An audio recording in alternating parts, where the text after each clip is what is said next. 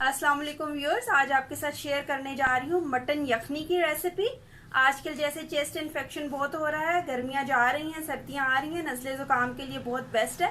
लेकिन आप मटन की यखनी यूज़ करें, चिकन की ना यूज़ करें। अगर करनी भी है तो फिर आप जो ब्रायलर चिकन है वो ना यूज़ करें, देसी लें। ये मेरे पास आधा किलो गर्दन का गोश्त है, 1 अदद प्याज है जिसको स्लाइस कर लिया है, 1 अदरक का टुकड़ा है 1 इंच का जिसको मैंने मोटा मोटा हल्का सा बस डंडा मार के थोड़ा सा कुचल लिया है, 1 अदद गाजर है, इसको छील के इसके बड़े बड़े पीसेस कर लिए।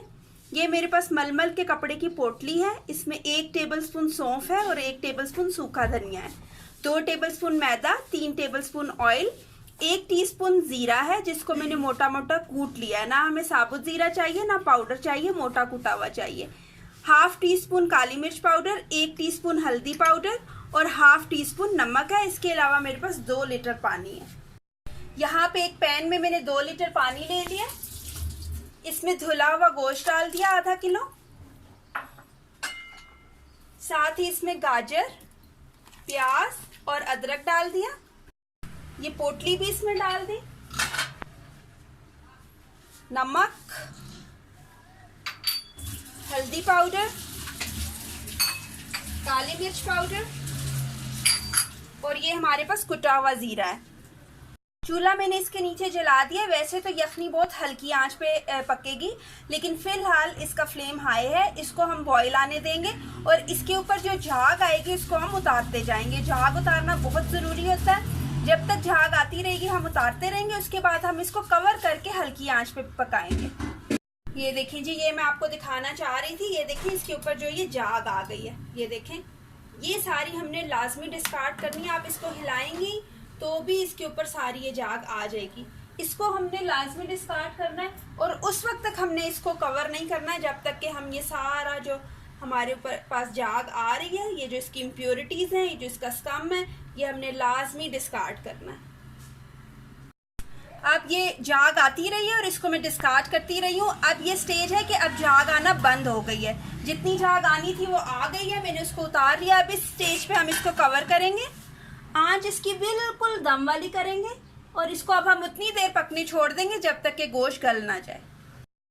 इसको पकते पकते 3 घंटे हो गए, गोश्त बिल्कुल टेंडर हो गया। अब मैं क्या करूंगी, गोश्त निकाल दूंगी, हड्डियां अलहदा कर दूंगी, गोश्त को छोटा छोटा कर लूंगी, हड्डियां डिस्कार्ड कर दूंगी और यखनी को मैं छान लूंगी। गोश्त को मैंने छोटा छोटा कर लिया, यखनी छान ली है। अभी जो नेक्स्ट स्टेप है, इसमें फ्राइंग पैन है, इसमें जो मैंने आपको 3 टेबलस्पून ऑयल लिखवाया था वो डाल दिया और साथ ही इसमें 2 टेबलस्पून मैदा डाल दिया। इसकी हमने भुनाई करनी है, ज्यादा इसको नहीं भूनना, कम भूनना है। इसको ब्राउन नहीं होने देना, ब्लैक नहीं होने देना और इसको गाढ़ा भी नहीं करना, इसको लिक्विड ही रहने देना। कॉन्टिन्यूस हिलाना है, लम्स नहीं बनने चाहिए बिल्कुल इसमें। ये आप देख लें, ये पतला ही है, ज्यादा गाढ़ा नहीं हुआ और इसको हमने ब्राउन नहीं होने दिया, ब्लैक नहीं होने दिया। 1.5 से 2 मिनट तक सिर्फ मैंने इसकी भुनाई की है, बस। अब हम इसको चूल्हे से उतार लेंगे। हम इस पे अपनी स्ट्रेन की हुई यखनी रखेंगे और हम इसको जोश आने देंगे। जब ये बॉईल होगी फिर हम इसमें अपना मैदा डालेंगे। ये देखें जी, यखनी बॉईल हो गई है, इसका बॉइलिंग पॉइंट आ गया। अभी इस स्टेज पे जो हमारा भुना हुआ मैदा है, जो लिक्विड सूरत में ही है, उसको हम ग्रेजुअली ऐड करते जाएंगे और साथ साथ हम इसको हैंड मिक्सर से हिलाते जाएंगे।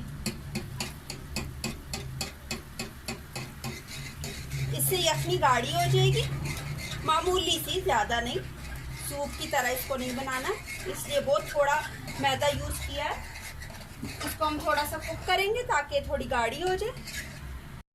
1 से 2 जोश आएंगे, उसके बाद इसको मज़ीद सिर्फ 1 मिनट तक हमने पकाना है और हमारे जो मटन स्टॉक है वो रेडी हो जाएगी। इसको पकते पकते 1 से 1.5 मिनट हो गया। अभी मैं चूल्हा बंद करूँगी और मैं आपको इसको सर्व करके दिखाऊँगी। ये देखें जी, ये मैंने जो अपना मटन स्टॉक है इसमें डाल दिया। अभी जो मैंने गोश्त के पीसेस छोटे छोटे करके रखे थे वो मैं इसमें डाल दूंगी।